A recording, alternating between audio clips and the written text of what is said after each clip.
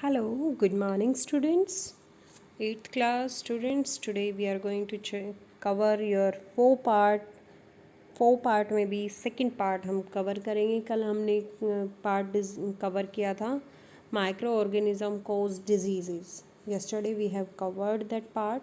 Today we are going to cover the second point, that is microorganism cause food poisoning. Microorganism can cause food poisoning. What do you understand by the food poisoning?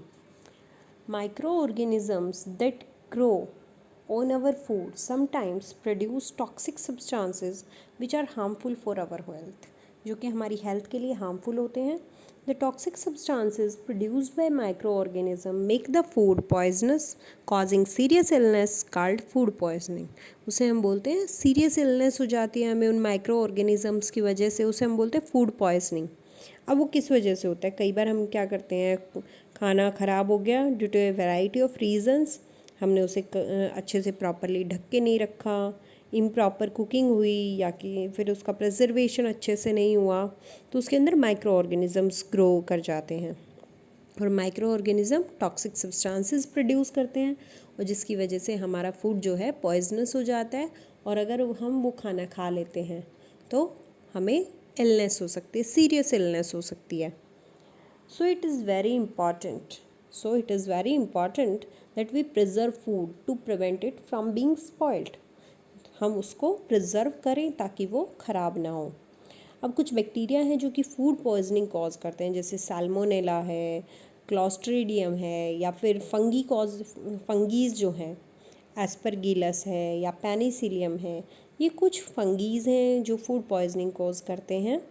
और जो major symptoms होते हैं food poisoning की, वो होते हैं vomiting, diarrhoea, abdominal pain, headache, fever. ये कुछ मेजर सिम्टम्स हैं जो कि फूड पॉइजनिंग के हैं. Now we will cover the next topic, that is food preservation, कि हम खाने को प्रिजर्व कैसे करें.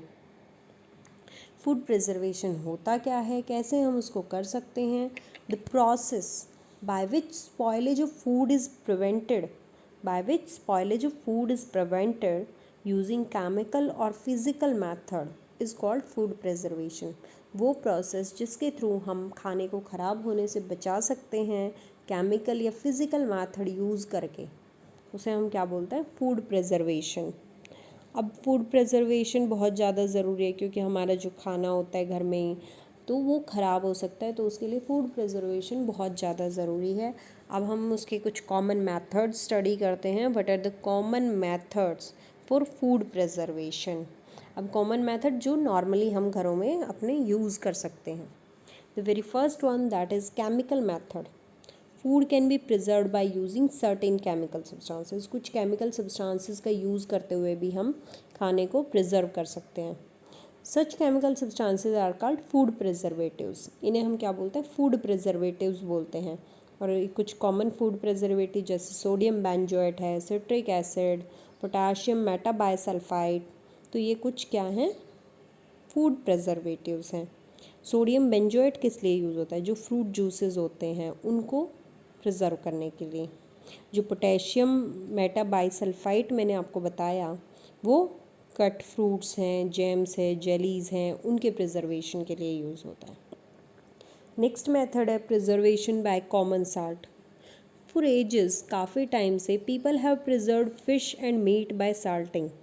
फ़िश और मीट जो है उसको साल्टिंग के थ्रू क्या करते हैं, प्रिजर्व करके रखते हैं. Meat and fish are covered with common salt. उसको कॉमन साल्ट से पूरी तरह कवर कर देते हैं to prevent the growth of microbes, ताकि उसके ऊपर माइक्रोब्स ग्रो ना करें. Salting draws out moisture from the food. जो साल्टिंग, इस टाइप से साल्टिंग करने से क्या होता है, जो मॉइस्चर होता है वो बाहर निकल आता है, और उसकी वजह से जो माइक्रोबियल ग्रोथ और रिप्रोडक्शन है वहाँ पे नहीं हो पाती है. नेक्स्ट मेथड है preservation bye sugar. Sugar reduces the moisture content of food. जो शुगर है वो भी मॉइस्चर कंटेंट जो है फूड का वो कम कर देती है. दस inhibits the food of spoiling micro organism. Micro organism की ग्रोथ को भी इसीलिए वहाँ पे स्टॉप हो जाती है. नेक्स्ट बात करते हैं हम preservation by oil and vinegar. Oil and vinegar prevent the growth of food spoiling micro organism. जैसे मस्टर्ड ऑयल है, विनेगर है, सिरका, जिसे हम बोलते हैं normally, are widely used as preservative for fruits vegetables in the form of pickles. जब हम इनको पिकल्स की फॉर्म में करते हैं तो मस्टर्ड ऑयल या फिर विनेगर, सिरका उसमें डाला जाता है ताकि वो ख़राब ना हो। नेक्स्ट मेथड आता है पैस्चुराइजेशन। पैस्चुराइजेशन प्रोसेस क्या है? For preservation of milk. Milk ख़राब ना हो उसके लिए पैस्चुराइजेशन प्रोसेस अप्लाई किया जाता है। In this method milk is heated at about 70 degree Celsius for 50 to 30 seconds. Milk को हीट किया जाता है 70 डिग्री सेल्सियस पर 15 से 30 सेकेंड के लिए, ताकि जो उसके अंदर बैक्टीरिया हैं प्रेजेंट हैं वो ख़त्म हो जाए। एंड कूलिंग इट क्विकली, और फिर जल्दी से उसको ठंडा किया जाता है एट 10 डिग्री सेल्सियस पर to prevent the remaining bacteria from growing, ताकि जो कोई बैक्टीरिया बच भी गए हैं वो उसमें ग्रो ना कर पाएँ, क्योंकि बहुत ज़्यादा कोल्ड टेम्परेचर पर भी बैक्टीरियाज ग्रो नहीं कर पाते हैं। The milk is then stored in sterilised bottles और पाउचेज इन कोल्ड प्लेसेस। जैसे कि आप देखते हो बॉटल्स या पाउचेज में आता है जो मिल्क, वो इसी प्रोसेस से उसको स्टोर किया जाता है ताकि वो 2-3 दिन तक ख़राब ना हो।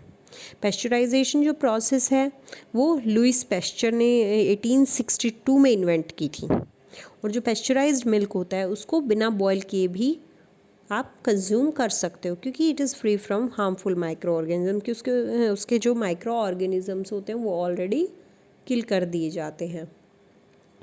नेक्स्ट मेथड आता है हमारा, दैट इज़ बाय कूलिंग और फ्रीजिंग। बाय कूलिंग और freezing food like fruits, vegetable, meat and cooked food are kept at low temperature. जैसे कि आपको भी नॉर्मली पता है कि घर में कोई चीज़ बनाई होती है, बच जाती है, उसके बाद हम उसको फ्रिज में रख देते हैं ताकि वो ख़राब ना हो, क्योंकि लो टेम्परेचर पे बैक्टीरियाज ग्रो नहीं कर पाते हैं। नेक्स्ट आते हैं प्रिजर्वेशन बाय हीटिंग। हीटिंग करके, अब हीटिंग क्या होता है? प्रिजर्वेशन बाय हीटिंग मतलब उसको हीट करके, जैसे कि मिल्क को हम क्या करते हैं 1-2 सेकेंड्स तक बहुत ज़्यादा टेम्परेचर पर एक्सीडिंग 135 डिग्री सेल्सियस पर उसको क्या कर देते हैं, बॉईल कर देते हैं, जिससे कि वो लंबे टाइम तक ख़राब नहीं होता। अब एक मेथड हमारा रह गया बीच में, कैनिंग और वैक्यूम पैकिंग। यानी कि इसमें क्या होता है, एयर फ्री पैकिंग। जिस भी चीज़ में आप उसको स्टोर कर रहे हो किसी चीज़ को, तो उसमें क्या करते हो, उसकी एयर को पूरी तरह बाहर निकाल दिया जाता है, उसे हम बोलते हैं कैनिंग और vacuum packing. Bye dehydration. Dehydration जैसे कि नॉर्मली अभी आप देख रहे होगे, जैसे सरसों गेहूँ आ रहे हैं हमारे घरों में, खेतों से कटाई हो गए, तो उसको क्या करते हैं, पहले धूप में सुखाया जाता है ताकि जो उसका मॉइस्चर कंटेंट है वो ख़त्म हो जाए। अब मॉइस्चर कंटेंट ख़त्म हो जाएगा तो उससे क्या होगा, वो जल्दी से ख़राब नहीं होंगे। Advantages of food preservation. अब फूड प्रिजर्व करने के हमारे क्या क्या फ़ायदे हैं? The very first one, it decreases the wastage of food by avoiding spoilage. जो वेस्टेज है फूड की वो कम हो जाती है। स्टोरेज पीरियड जो है फूड मटेरियल्स का वो बढ़ जाता है। Nutrition value of food is retained for a long period. जो न्यूट्रिशन वैल्यू है फूड की वो लंबे टाइम तक रिटेन रहती है। It ensures the food availability at distant places. जो दूर दराज के इलाके हैं उनमें फूड अवेलेबिलिटी रहती है, क्योंकि वो उसको स्टोर करके रख लेंगे तो लंबे टाइम तक उनके पास रहेगा। ड्यूरिंग द ऑफ सीज़न, जो ऑफ सीज़न होता है उस टाइम में, जैसे वीट तो अभी मिलेगा बाद में तो नहीं मिलेगा, तो हमें उसको स्टोर करके रखना पड़ेगा। तो ये कुछ एडवांटेजेस हैं हमारी फूड प्रिजर्वेशन की। In tomorrow's class, we will cover about nitrogen cycle. Thank you and have a nice day. Please comment below for any of the doubts.